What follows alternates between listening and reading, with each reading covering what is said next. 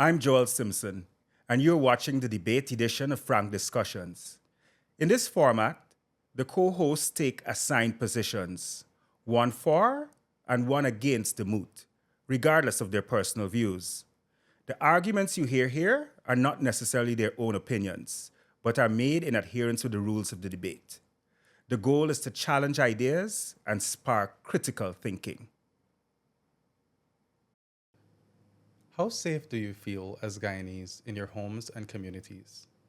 Do you have a gun that you can use for protection? Are you one of between 30,000 and 50,000 applicants hoping for the government of Guyana to approve your bid for a firearm license? Vice President 𝐷𝐷𝐷𝐷𝐷𝐷 recently revealed that the government understands that many persons have concerns about being able to protect themselves and what they can use to do that. But he said that the government is considering employing a strategy whereby it is more sparing in issuing gun licenses and more liberal when it comes to permitting persons to use more non-lethal weapons. He also raised a real concern. What would it mean for our society if tens of thousands of guns were suddenly introduced into circulation? People clearly feel unsafe enough that they want firearms, but the state wants there to be a national conversation about what kind of society it wants to be on this issue. When we talk about gun rights, we can learn lessons from other jurisdictions, such as the United States, which tends to have a very vibrant ongoing debate about the right to bear arms. The right to bear arms there is enshrined in law and in national identity. That right was rooted in a time when citizens were expected to defend their own homes and communities and even act as a check on government power. Over time, that principle became part of the American identity. It became a belief that the security of a person and property is a personal responsibility, not just the duty of the state. But the question is, can that philosophy really be applied in a context like Guyana, where the country is completely different, where crime, governance, and enforcement realities complicate the risks and benefits of gun ownership in very different ways? That is the scope of the debate that we're having today. It's not just about whether citizens should own guns, it's also about whether Guyana, at this stage in its development, can or should open that door wider, and what that would mean for safety and security.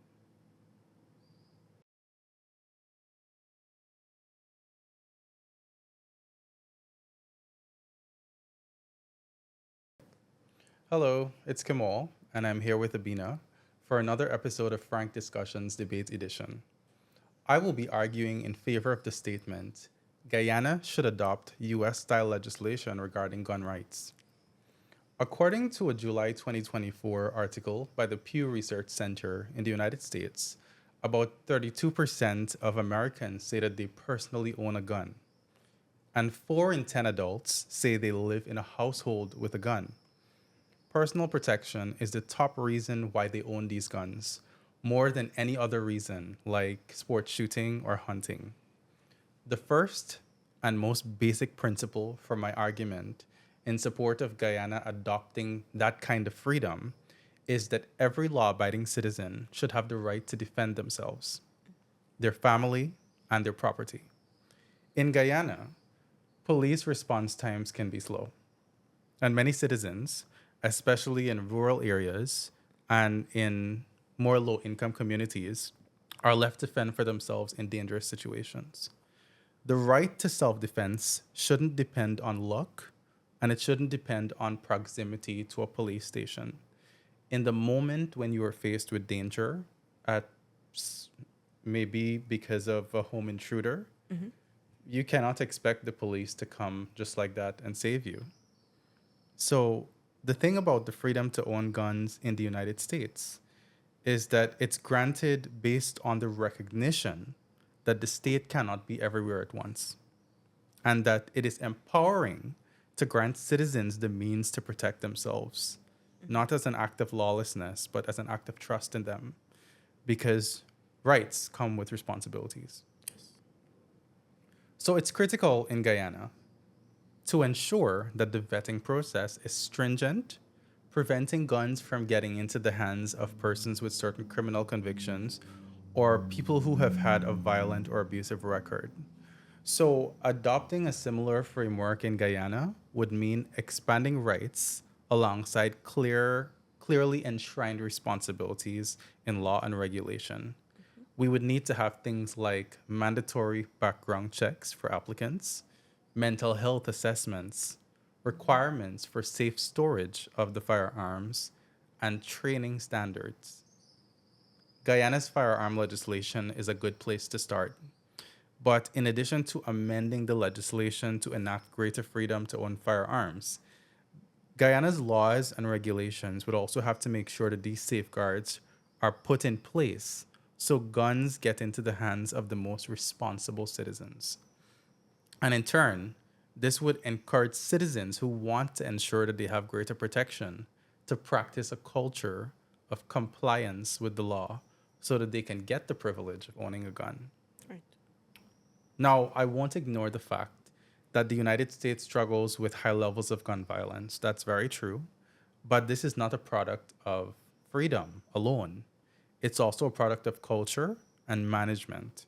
So if Guyana were to adopt a more liberal system, it would have to also come with more stronger social responsibility. That means Guyana would have to foster regular sensitization, continuous education, and a culture of care around gun use, just like we would promote things like road safety or responsible use of alcohol. Right. So rights and responsibilities have to work hand in hand. What do you think, Avina? I like that you're consistent in that you often say that rights and responsibility come hand in hand. It makes me remember our last episode.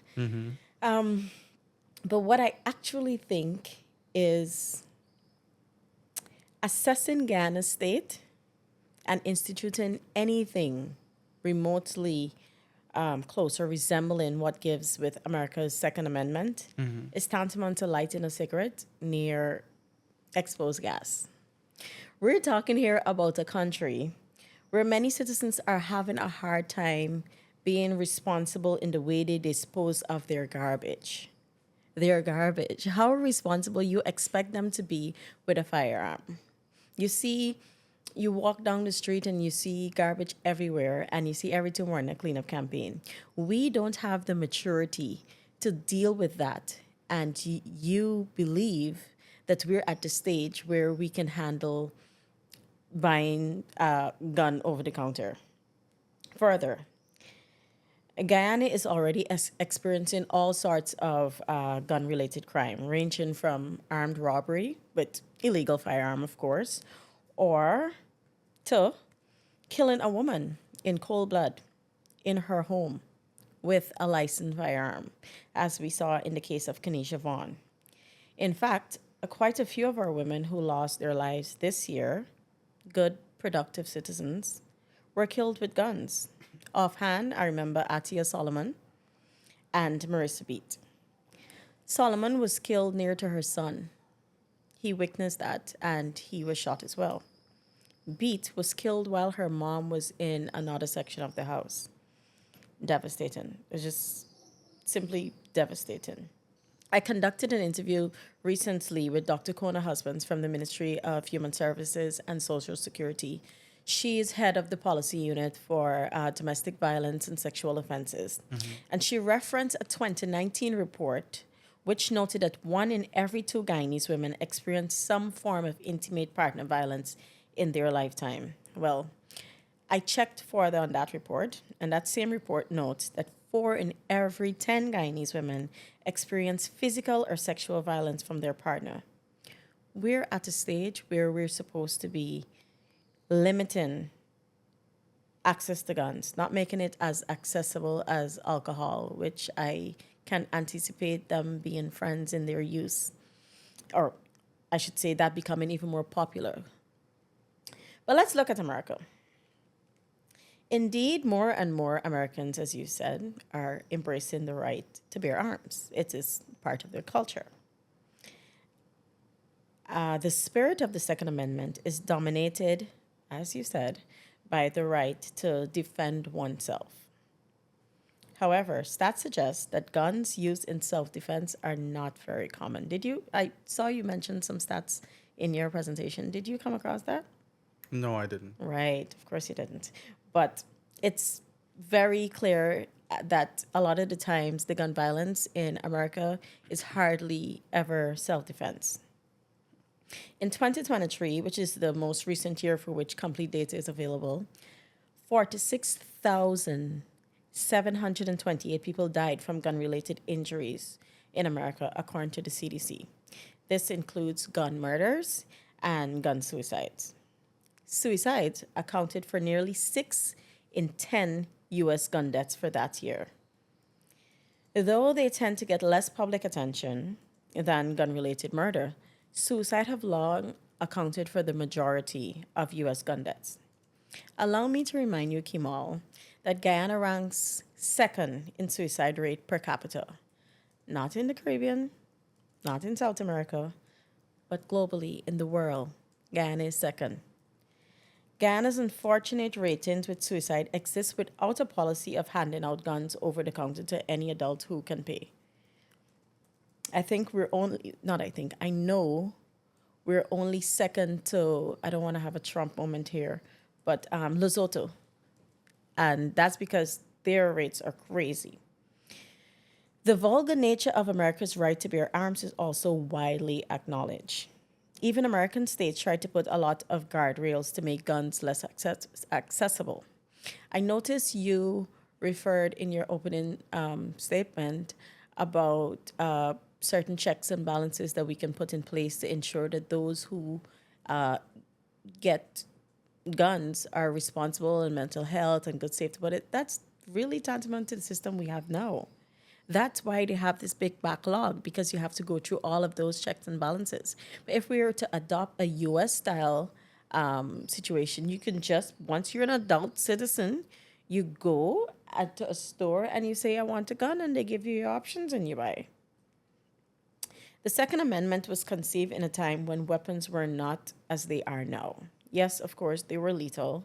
But, you watch Pocahontas when they used to do the whole thing and then you got to go one by one. So, bow and arrows, yeah. Yeah. It wasn't as they are now, where you could just really just open fire, brother. I mean, with machine guns. With machine guns, you might say we can limit or the type of guns. You might not want to give machine guns to an average citizen. But even the regular nines and the revolver and all these other guns are much different now. Back in the day, you had time to disarm somebody before they engage in mass killings or stuff. Now it's not that easy. I know I have to be very careful here, but I just want to remind you of Charlie Kirk and his stance and how he feel about the Second Amendment and the right to bear arms. And I don't know what you want to call that, if it's some kind of full cycle, but then he was killed in front of his family. That is not something that we want to be able to make easier to happen in our country. I want to give you a joke, but I think I'll do it in the middle. Bad time for a joke now. Bad time for a joke now. Yeah, well, it's a contextual joke. But you let me hear your rebuttals.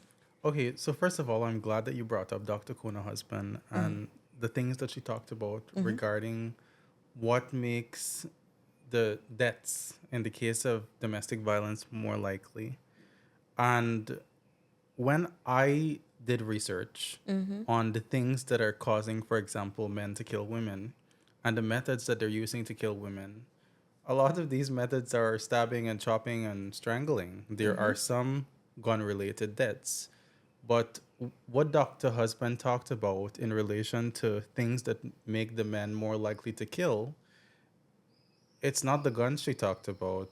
It's what she talked about was things like male entitlement and a culture of feeling as though you own a woman and that if she does something that you don't like, right, then you have a right to make sure that she can't experience life again. So beyond. you're acknowledging that we already have a certain baseload culture that would not work well with easy accessibility to guns. I'm saying that treating with the problem of gun violence requires a multi-pronged approach. Of course, when we give people rights, we have to expect them to be responsible. And so one of my opening propositions was to inculcate in people a strong civic responsibility of, care for their fellow man. So part of that is having this civic curriculum that the vice president spoke about recently regarding promoting greater value systems among the populace. It's to ensure that that teaches people and it ensures that our children have that baseline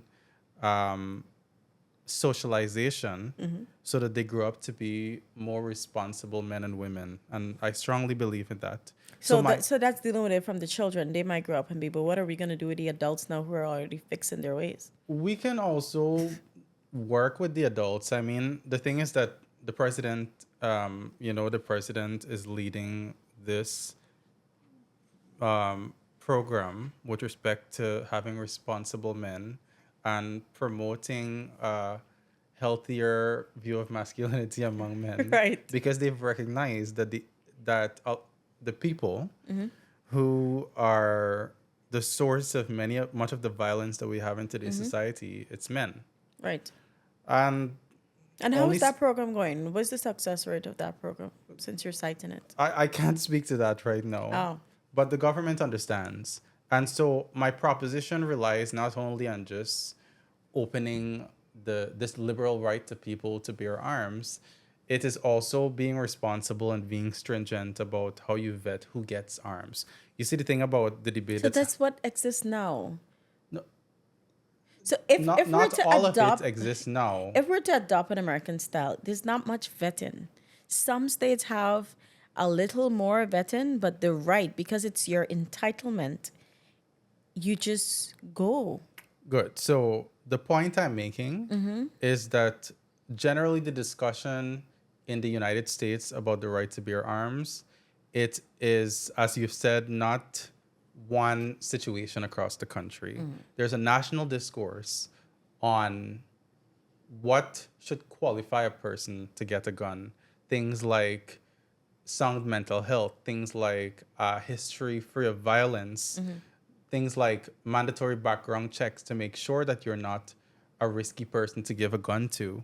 And so I would err more on the side of those states that have decided to have those greater checks and balances in place while still respecting the Second Amendment. Okay. So, And I'm not advocating for machine guns to be available to people. That's one of the discussions that happens.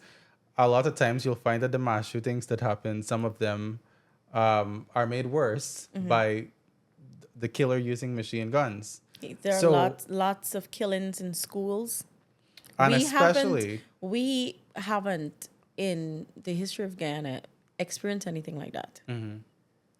But now we want to introduce a U.S.-style situation where you can have a teenager in a house with his older brother who has a gun, his father has a gun, and he probably just slips one from wherever and then goes into the school. And I think one thing that you can appreciate about what's going on in America is that the issue of gun violence, it has demographic proportions, okay?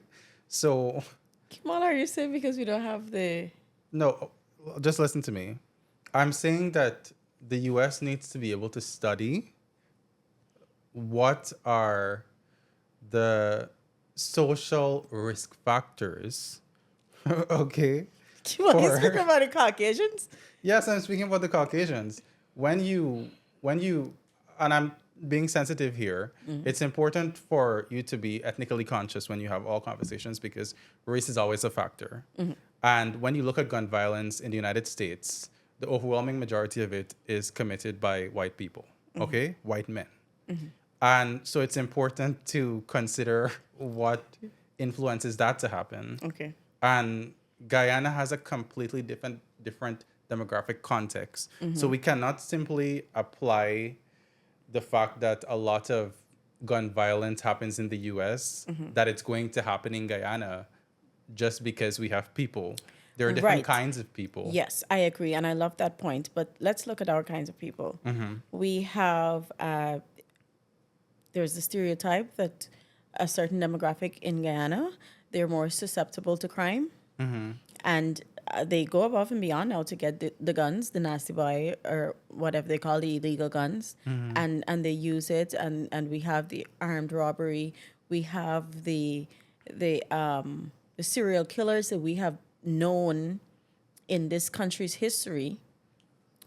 They have been of a certain demographic, What demographic is that? the fine man and stuff, What's that? the black people. Are you saying that Afro-Guyanese are more likely No. to commit gun violence? No, I'm saying that if we look at history, Yeah. we know where certain things came from. So if you want to say, well, we don't have to worry about school shootings because we don't have the Caucasians here, then you have to know who we have here. And then we have a community who would often get drunk and go home and pick story with their spouses. Don't you think that that happens among demographics in all countries? You know, there are people who they finish work and they go to the bar and they decide, I'm gonna have a few drinks. Lots of them get drunk. They go home. They're irresponsible. No, I'm talking about specific in the Guyana context. There's just as how there's a perception that mostly black people do certain things. There's a perception that we have a lot of our Indo-Guyanese who are abusive to their partners. I recall Vice President Dr. 𝐷𝐼 said that even after one of the most devastating incidents that hit Lusaknan, after that massacre, children were killed. And they went into the community and they were trying to strategize the way forward, and it was thrown out. Do you think that there should be more accessibility to guns? And the people there, in their wisdom, they were scared. They said no, because it might be used in a domestic way. So first of all, I think that concerns about which ethnic group might be more prone to gun violence because of There are different the kinds of stereotypes gun. that we have about ethnic groups right now. Yes. I think that those claims need to be underscored by empirical research, because right now, You know, what we have a we're data working problem on- here. Yeah, but what we're working on right now is just stereotypes. That's what we're working on. Based on what we know from the news and what was reported. So we know that there's a stereotype for suicide in this country. There's a stereotype for drinking and acting out in this country, and there's a stereotype for robbery in this country. Okay, wonderful. And I think it's important that in determining the extent to which we allow the freedom to bear arms in Guyana, it also has to be underscored by, I said again about having a stringent vetting process. So if it's And so stringent, things that it's can- not U.S. style, because U.S. style, Yes, they because don't there have are states that have- stringent. Which state have a stringent vetting process? There's some states that put up a little more guardrails to try to make it just a tad bit more difficult, but it's not by any means stringent. There are states which will have background checks, and what you cannot have and bear a gun is things like, having a criminal history or having a mental health history that is not preferable, or if you have a history of abuse. Okay. So those things, and it's important to study this, look at the empirical data to determine what are the risk factors when you look at the cases of gun violence, especially mass shootings, and how can you employ that evidence into the vetting process to ensure that you can protect people. Okay. I got you. Have you considered that introducing that kind of accessibility to guns will just make people want to have guns, even if they have or could have gotten other means of dealing with their concerns or so. Because you have a gun, I want a gun. Well, I think one of the good things that could result from this is that people would work to be more responsible when they see the stringent requirements to be able to get a firearm license, because you'll have to meet these hurdles in order to be able to get a gun. So this is what gives right now in Guyana. You have to pass these hurdles in order to be able to get a gun. Yeah, well, not all of them. I looked I mean, through the there's the perception that you can pay and get it. There's the perception. Of course, we have to deal with stuff like bribery. It has to be a system that's not corrupt. And that's one of the things the vice president said that they have to treat with. We have to ensure that our institutions are working well. And that is a requirement for any discussion that we're having about any issue. Corruption cannot be pervasive in the institutions. Well, then it can't come to Guyana. Okay. It can't work. It not work. I think it's unfortunate that you're placing so little faith in our institutions when, so much work is being done today to Okay. address things like backlogs and inefficiencies and corruption. Really committing to this role. I like that you're sticking to your side. Oh, I come on, like that. Avina. But okay. So I'm gonna give my joke now, just to come off with that, because Okay. you and I know that we don't have strong institutions here, or at least not to the strength that could withstand the bribes and what you're talking about. Okay. So, and this is even before I saw this, even before I was preparing for this debate. But when we got the mood, I checked back the joke, and it was from Dave Chappelle. I love Dave Chappelle, by the way. And he spoke of this experience he had. He went on one of his properties, is this farm ranch. And he sat, of course, please don't put pressure on me to deliver in the way he did. But he was sitting on his porch and he saw this white man with a gun over his shoulder walking across his property.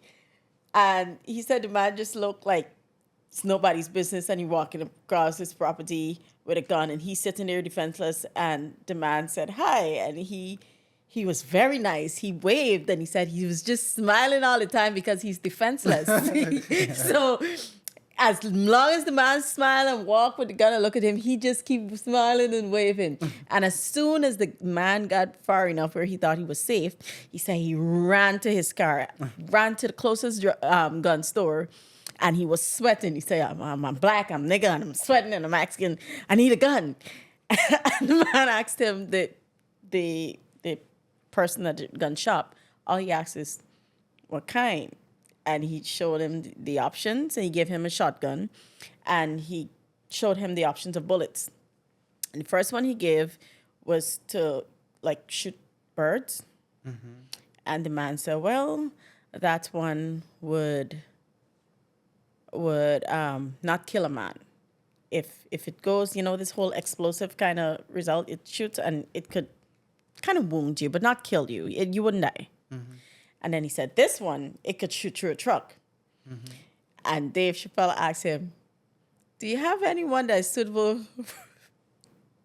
Do you have anyone that's suitable for a trespassing white dude?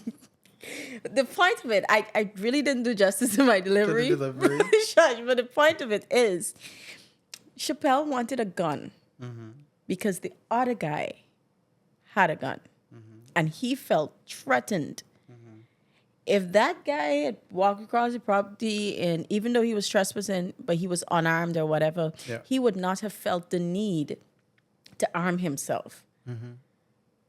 So I think, even though that was funny, especially if you check his delivery, check it on TikTok. I promise you'll laugh. I'm not doing a good job. I think if we have a situation in Guyana where the thieves and the robbers and stuff have so much accessibility, now everybody wants it more, and the children in the home are not safe, and it's just generally not good. I mean, I know you said for one of your measures that you would put in place that you have to have storage, good Safe storage storage. standards. I wasn't it 2020 when a child killed himself with his father's gun and the father had safe storage standards? I don't recall, but I'll take your word for it. Yes, you recall, Kamal. You don't recall? I don't. And it's unfortunate that Citizens happened. Initiative. Her son. Okay. Yes. So we can see sometimes people are responsible, but if someone has that real desire to take their lives and they know that it's there, they'll find a way to get it out. You have any closing statements, Kima? Well, taking your very sincere points that you've made about all the risks, I think it's very important to consider those risks, and I thank you for giving me those considerations. What do you think? Should Guyana adopt U.S.-style legislation to give Guyanese more freedom to bear arms? That would mean giving many of 30,000 to 50,000 persons the right to bear arms. What would that look like for you? Please tell us in the comments.